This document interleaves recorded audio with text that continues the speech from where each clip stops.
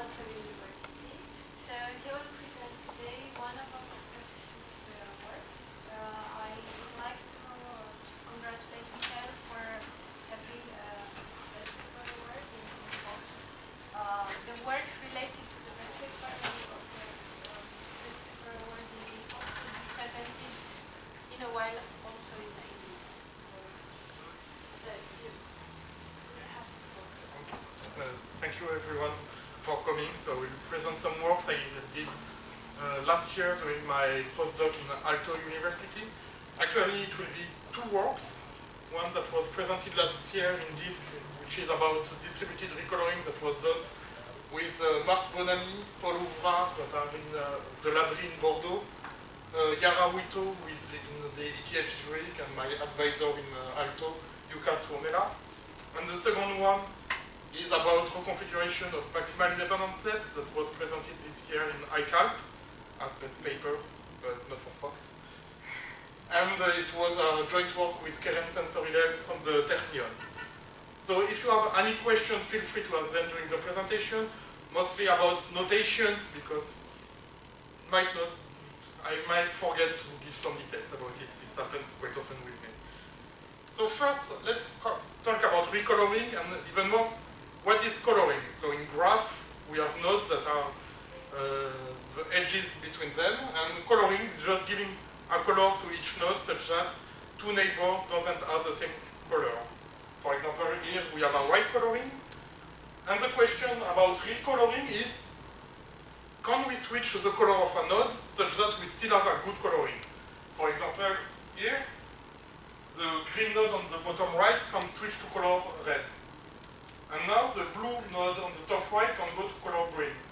And now the top node can go to color blue, for example. And this has been already studied a lot in the centralized settings. For example, usual question is, can we go from one coloring to another? How many steps are used? For example, in this case, it has been proven that there is no way to go from any coloring on the left to the one on the right. And now the question is, what happens if we want to parallelize it in a distributed way? Because we are recoloring one node after another, but the goal is now to gain some efficiency in the time. So another example is a path. At the beginning, we have the path color 1, 2, 3, 1, 2, 3, etc. And our goal is to go to the coloring 1, 2, 1, 2, 1, 2, etc. So right now, actually, we are in some way stuck in the sense that besides the first node on the left, all the other nodes cannot switch their own color because they have the two other colors in their neighborhood. So we will be able just to change the color of the first node to go to color 3. Then now, the second node will be able to go to color 1. And the third node will be able to go to color 2. And actually, the first node also can go to color 2. Now, the second node can go to color 3, but actually we can even parallelize, because in parallel, the second and the first node can go to color 3 without any conflict. And now we will be able to change the color of those three nodes, etc., etc. But we gain some time, but still this is quite hard in the sense that, for example, if we want to switch the color of that node at the end of the path, we will need to wait a linear number of steps to be able to unstuck it, because as you saw at each parallel step, we are giving some freedom to just one more node. But what happens, here we are working with three colors. What happens if we use just one extra color? But now it's pretty easy, basically. We take half of the nodes, we put them in the color 4.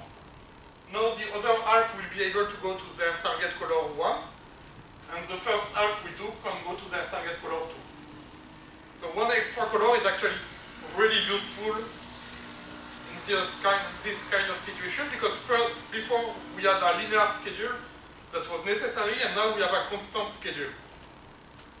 But in some way I have cheated a little bit here, because in distributed computing, what I used here was a bipartition of the graph, but usually we don't have it. We can have a really huge graph, and we cannot know for free that two nodes that are at the far end one from another are at odd or even distance one from another. So just to talk first about the extra color, it's actually sometimes even necessary. Here, for example, we have this bipartite graph. It is k-colored, and it's stuck. Each node has in its neighborhood all other colors, so we cannot do any recoloring, but if we add just one extra color, again, this is bipartite. We take half of the nodes, we put them in the extra color 0, and now everything is unstuck and we can go to any target coloring. So, to describe more precisely the problem we give ourselves about distributed recoloring, we are given a graph. Nodes are aware of their initial coloring alpha and their target coloring beta. We are given some amount of extra colors. And now the question is, how many communication rounds in the local model are needed? Basically, what it means just is how much knowledge a node needs about its neighborhood. Our communication of rounds in the local model is exactly knowing its neighborhood at distance r. And thanks to this knowledge, how long a recoloring schedule can be found. And then we can go to more global problem. We are given some class of graphs, for example, trees, some number of extra colors, for example, 1, and then we want to know how much communication is needed to find some schedule of some length. So an example now, we had the path previously, and I said that we needed some bipartition to find that schedule, but actually it's not even needed. Here for cycles, what we can do actually is we can take an MIS of this graph more or less for free, in the sense that we are given two colorings. For example, here we will take all the nodes in color 3 and all the nodes in color 2 that does not have a 3 in their neighborhood. And we get a maximal independent set of this path. We will be able to switch those nodes to color 4. And now we just need to recolor either isolated nodes or pair of nodes that are connected. And this, we have access to 3 colors. So basically in one step, this node can directly go to its target color. And we can prove that in 2 steps, it's always possible to recolor 2 connected nodes with basically one extra color, because they have 2 colors between them. So, in our initial problem, we just need a constant number of communication rounds to find a constant length schedule in the local model. So this was, in some way, pretty easy. The addition of colors is more complicated in the sense that one extra color is not always necessary, and actually we have cases where we need k-1 extra colors to be able to find some configuration schedule. For example, here an example with 4 colors. We have what we call the k to the k, or the 4 to 4 complete graph. Basically, each node is connected to all the nodes that are not in the same row or column. So basically, for example, the top left node has all those neighbors, but out of simplicity, I don't put the connections because it will be quite messy.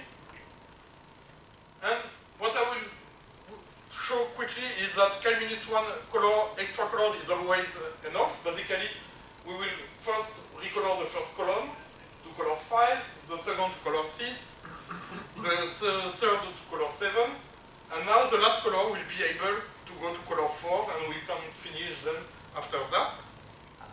Yes? You just say k-1 colors is always enough, but do you also mean it's always necessary? Yes. Okay. It's actually also necessary, and this is the example, the kind of graph where it is necessary. Basically, in some way, if we have just k-2 extra colors, we will always have a situation where in each line we will have 2 nodes of the same color, meaning that this color cannot appear in any other line, meaning that basically we will be if we count how many colors we have appear in a single column or in a single line, with k-2, we can never reach a situation where we will have a column, k-1 column with different colors. So this means that in the general case of any graphs, we know that k-1 is necessary, and in the local model, it's in some way quite boring, because as I show you here, we didn't need any communication with the neighbors to know for the reconfiguration schedule. We just need to know our initial and target color, and we know that, for example, if we are in column 2, at 1, 2, we go to color 6, and later on, we will be able to go to our target color. So now let's go to a more interesting question. What about trees? So we have a tree, we have 2 coloring alpha and beta of 3 colors each, and we use 1 extra color, because if we don't have extra colors, it's like the path at the beginning. There are situations where a linear number of communication is needed to find a linear schedule, and this is not interesting for us. So what we proved actually is that in the local model we are able to find an efficient maximal independent set for the tree. Basically, this maximal independent set is such that if we remove the nodes of this set, all the remaining components are of size 1 or 2. And then with 3 colors, as I said earlier, we can always find a schedule in at most 2 steps to reconfigure this. And then the nodes in the independent set will be able to go to their target color after having gone to the extra color. So basically now I will show on an example of this algorithm work, but just first I will give some motivation on the fact that it's not easy in a given graph to get this kind of maximal independent set, even if we have 3 coloring at the beginning. Because in the past I said, okay, with the coloring we have a maximal independent set more or less for free, just by taking nodes in color 3 and nodes in color 2 that doesn't have 3 in their neighborhood. But in a tree, hopefully we want to have a maximal independent set like that indeed cuts every connected component in size 1 or 2. But actually, an independent set doesn't always have this property. For example, if we take this tree and to each node we add 1 more neighbor,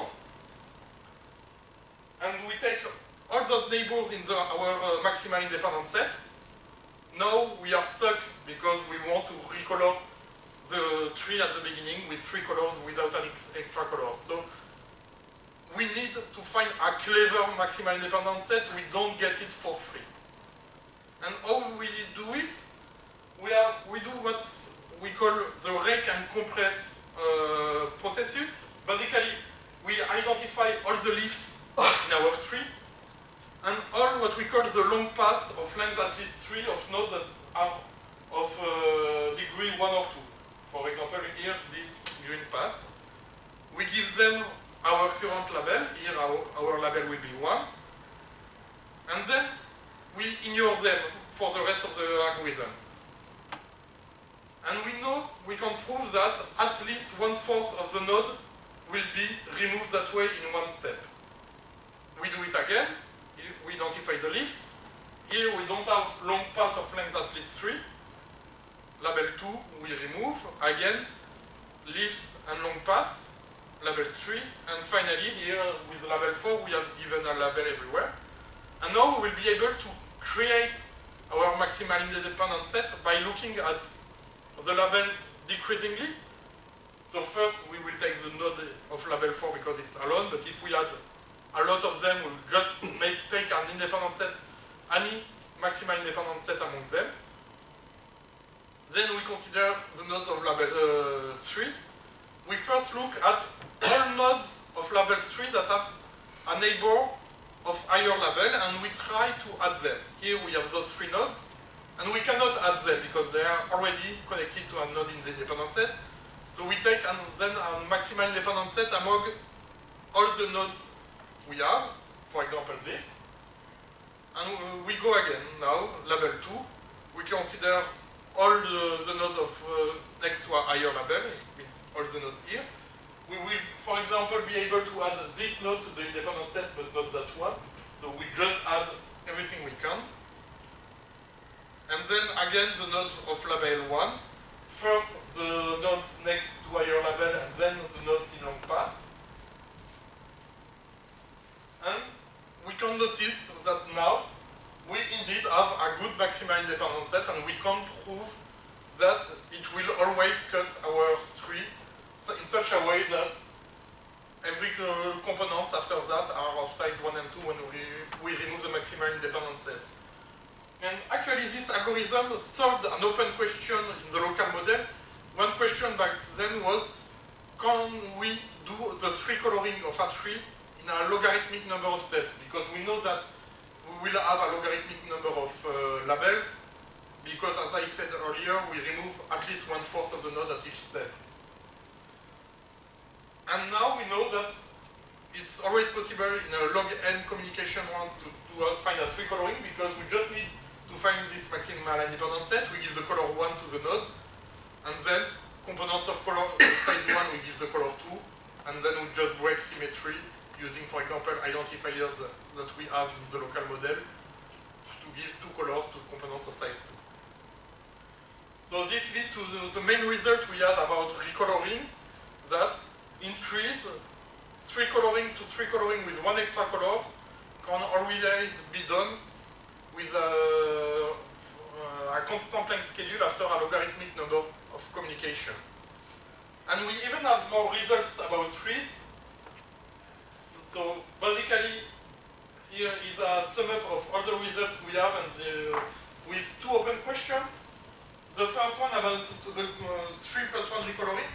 Actually, we don't know if a logarithmic number of communication is necessary or not to find a schedule.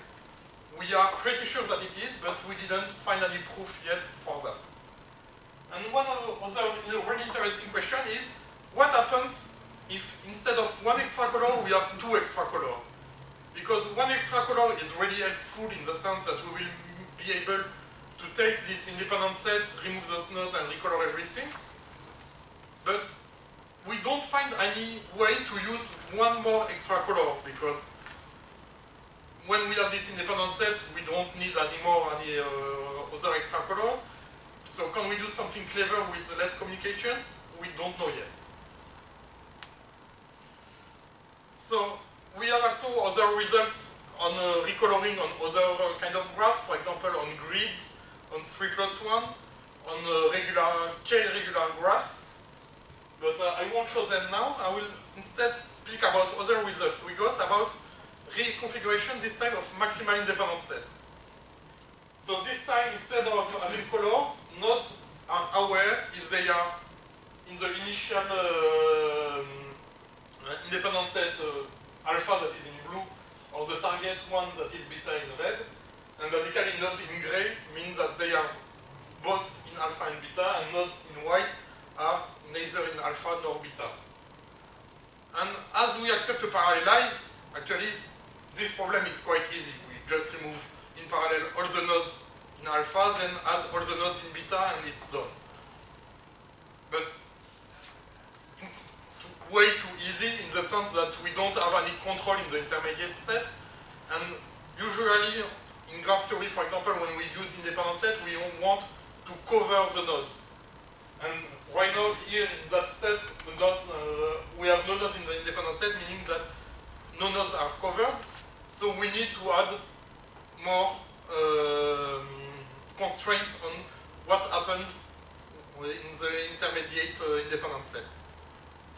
So what happens in the centralized settings?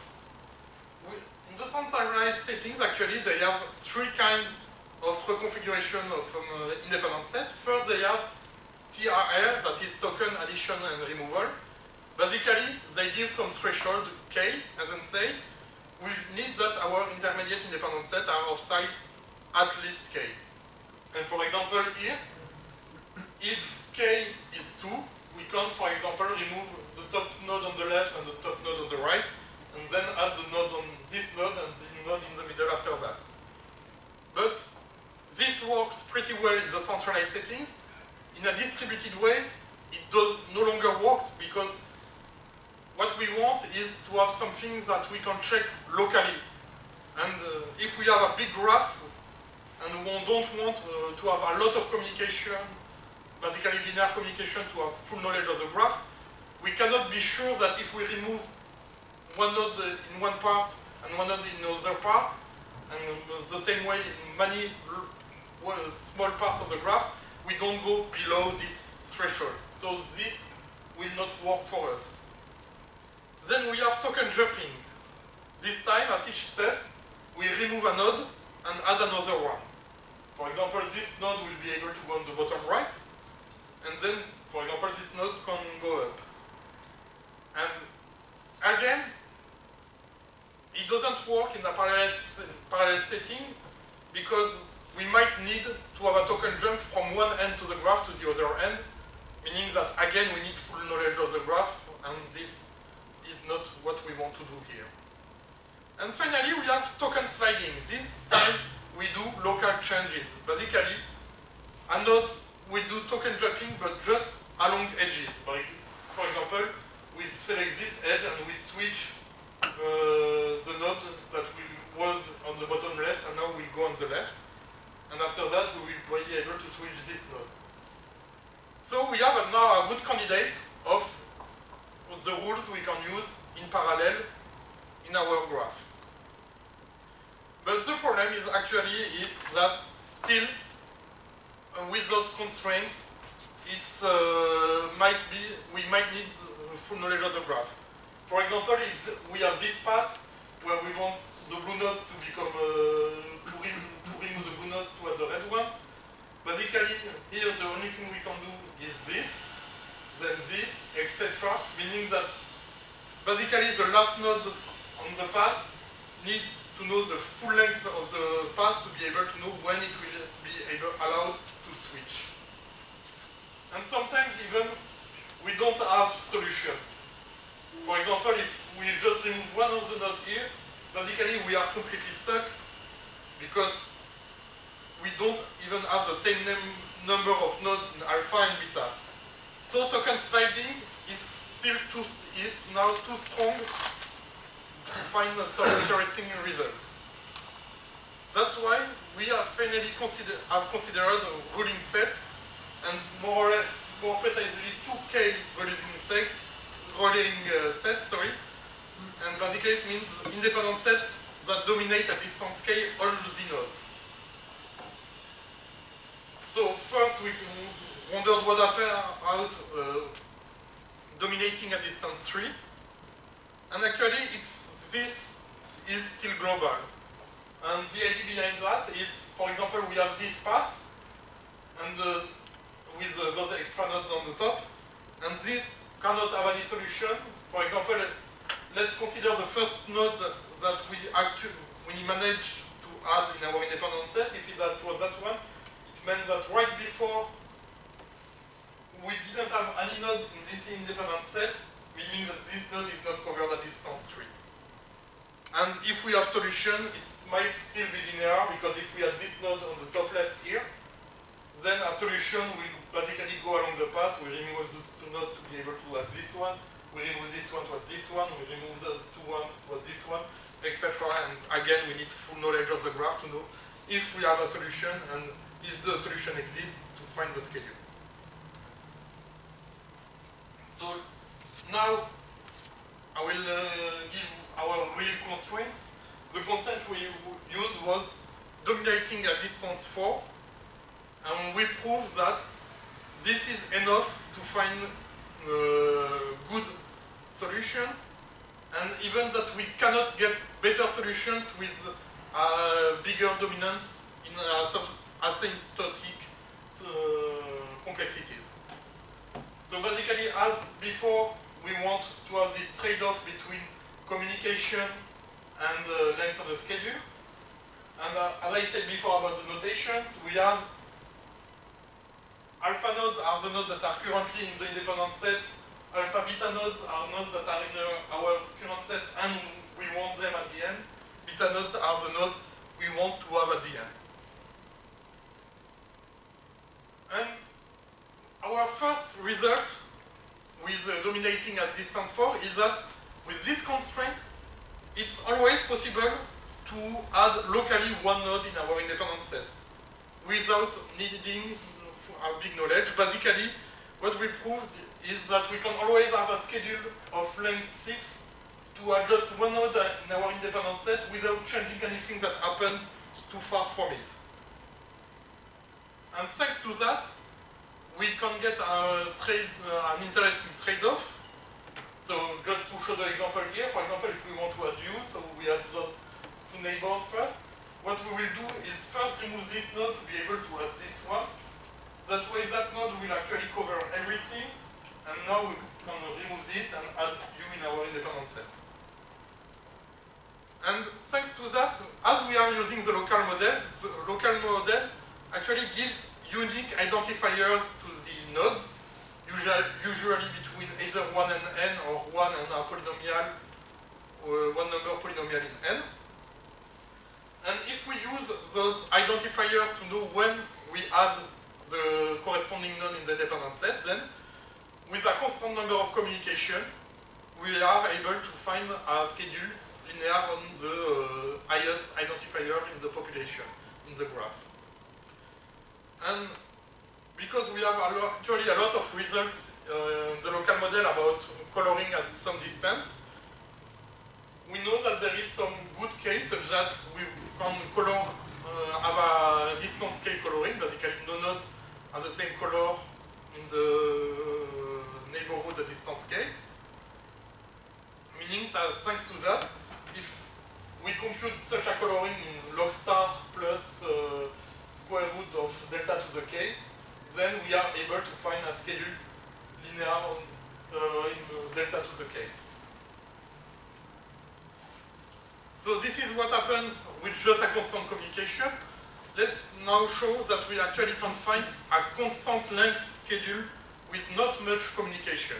Actually log star of n communication. So this is our main result of this paper. And I will give some hints on how it works. I won't go into all the details. So first, some terminology. We always consider the connected components of alpha and beta nodes. If our connected component is of diameter 0, it means that we just have one node that is alpha and beta in this component, and we don't need to handle it. There is no need to test neighbors. Basically, it will stay until the end. It will cover itself and its neighbors, so we don't care about them. If we have small components, then we have this definition of alpha covering. A node is a component is alpha covered if we have such a path, red, white, blue. Basically, it means that as long as this component has not been updated, this blue node actually covers every node in this component, meaning that if we remove all the blue nodes in this component, then add all the red nodes in this component, while this node is still here, we know that everything is fine. And beta cover means basically the reverse. We need this component to be updated first. That way this node is in the component and covers everything while we are updating everything. And finally, alpha beta covered means that they are covered both by an alpha over there here and a beta here. So here is what we do with small components. I will give more details afterward, but first let's see what happens actually with way bigger components. Basically, components that are a big bipartite graph between alpha and beta nodes. What we do is we compute a 3-2 rolling set, or basically a dominating set at distance 6 of the blue nodes on the graph. And then we compute the distance of the blue and red nodes to this ruling set. So we can go up to 5. There is this -1, and a node is at distance -2 if it doesn't have neighbors at distance 3, and we are at -1 if you have just a neighbor, if you have a neighbor at distance -2. And now we just need to reconfigure everything decreasingly. First, we are able to remove all nodes at distance 4 because we know that a node at distance 2 will cover everything. And now we know that we can add the node at distance 5. Then we can remove 2 because we have a node at distance 0 and add 3. We can remove 0 because we always know that we have a node at distance 3 from it because of this choice of a 3-2 revealing set. Meaning that this node at distance 3 will cover everything. We will be able to remove 0, add 1. And finally we can remove -2 because we have node at distance 1 to add -1. And here I considered only the blue and red nodes at the beginning. If we had epsilon nodes or white nodes that are connected basically to an alpha and beta in this graph, we can actually check that they are actually always covered at distance 4, so that we don't need to handle them separately. Now, what happens in our global algorithm? First, we can update the small components that are alpha covered, because we know that if you are alpha covered, you cannot be alpha covered by a component that is just alpha covered because you are beta covering it. Then we do compute an MIS over the alpha beta covered components. We can update the components that are alpha covered by this maxima independence set. Then we reconfigure the big components as I showed previously with this story of 3-2 ruling set. We can now update the components in M because we have updated one of the components that it was alpha covering, meaning that this component was beta covering it back and is updated, so this beta node will cover it. We can update everything else that are alpha beta covered, and now we can finish with the beta covered because we know that the components that were beta covering it has been updated. So now we can we have handled all the components that are of big size, or next components that are directly unable to another one through one epsilon node, one white node. What happens to components that are actually what we call isolated, in the sense that their connection to any other component is through a path of 2 white nodes? Actually, it's quite easy. Either you are what we call, you are really small in the sense that all your alpha and beta nodes, all your white nodes are connected to everything, and then we know that any component next to it will cover everything. So we can just remove this blue node and add that one. If otherwise we have one node that is not unable to all the alpha nodes and one node that is not unable to all the beta nodes, then we know that we can find a schedule of this kind where we will be able actually to add one of the epsilon nodes in the intermediate steps, just to be able to remove every alpha node, then add one beta node, and then finish. That way, we have given a constant length schedule to solve any graph, and all the communication we needed was basically log star of n in graphs that are have a degree bounded in bounded degree graphs, yes. And we proved so that we needed this that log star communication was enough, and actually it's also needed. Because, so here we have omega of MIS, which means omega of actually log star of n if in bounded degree graphs. And this is needed because for any schedule, for example on a path, this schedule, we know that we cannot add at the same time, for example here, 4 consecutive nodes. If we add those 4 consecutive nodes at the same time, it means actually that this node in the middle is not covered a distance 4 right before. And meaning that actually if we find a schedule on a long path, out of it we are able to produce an MAS.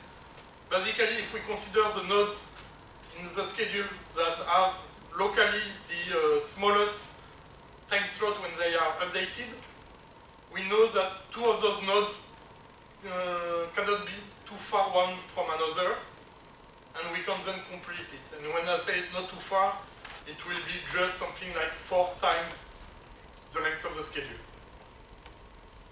So we proved that we are able to find a constant length schedule in log start time, and this is actually necessary. Finally, we have one last nice result is everything works in the case of graphs of high diameter, of diameter at least 3. And we proved that we had an exact characterization of what happens in the small diameter. We know what are the graphs that doesn't have solution. This is what is explained here. I won't go in the details.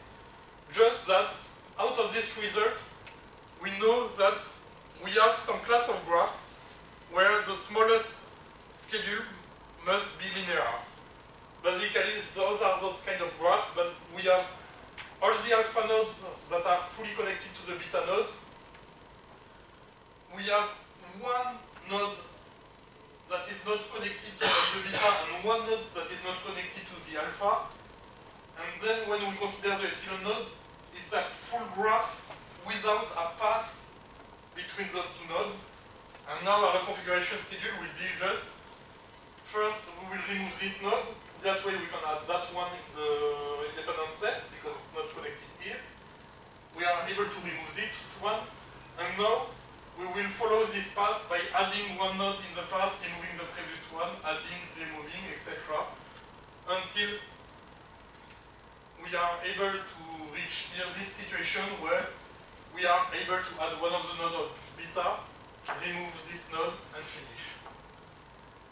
So we know that we can find linear length schedule in the situation.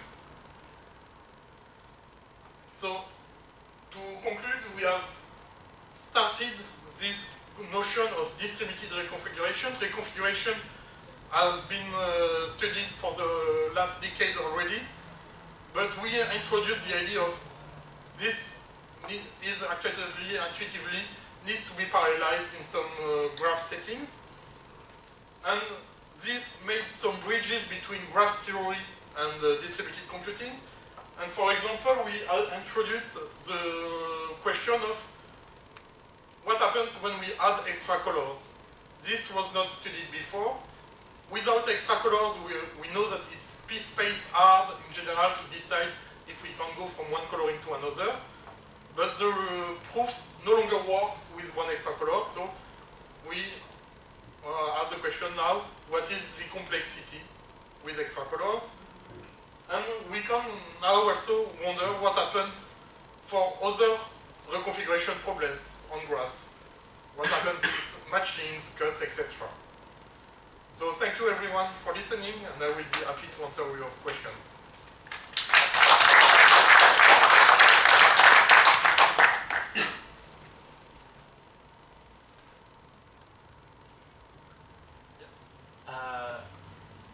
Have you considered the case of any randomness in your graph? What happens for typical in some random model of graph for coloring? Or would that be interesting or not at all? I have no idea. So we didn't consider random graphs with this intuition of the fact that actually in a lot of instances K-1 extra colors are needed. And we don't need any communication to have this schedule. And I don't know what is the probability in a random graph that this happens, but I would guess that is quite high. meaning that random graphs are actually too hard, and it's more interesting, I believe, to go in specific graphs, for example, planar graphs, k-regular ones, etc. Yes? Or No, I was interested in your talk, but I don't know anything about it, and I just wondered if you could give some motivating examples of applications. You said this is research over the last 10 years, and you're adding some new things.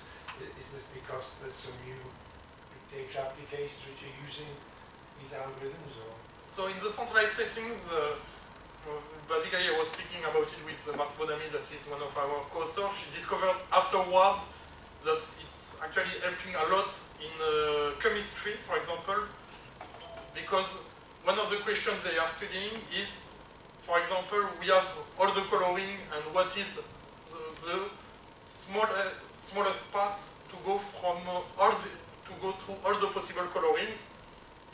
And this is actually helpful in chemistry and I believe biology to be able to test, to sample on all the solutions that way, because you have a good way to go through each of those.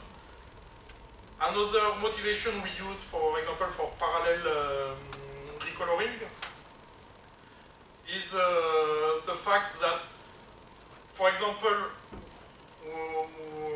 the colors are actually waves for broadcast networks. We are given an update on which network can use which wave, and we still want them to broadcast in the meanwhile. So that way we can have an allocation saying, okay, so for this time slot you can switch to this wave and this wave, and we know that we will never have interferences between neighbors. You're welcome. Okay.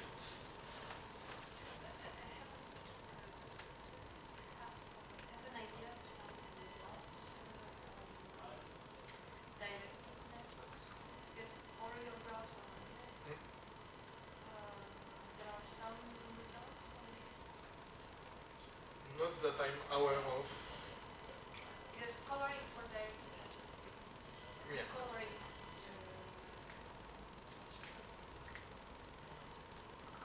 I have to admit that I didn't explore it yet. And you looked at the problem of coloring. There are some works on connected object research, for instance, because this has an application, a practical application. So doing a reconfiguration of connected object research makes sense. Could be. I can try to explore it.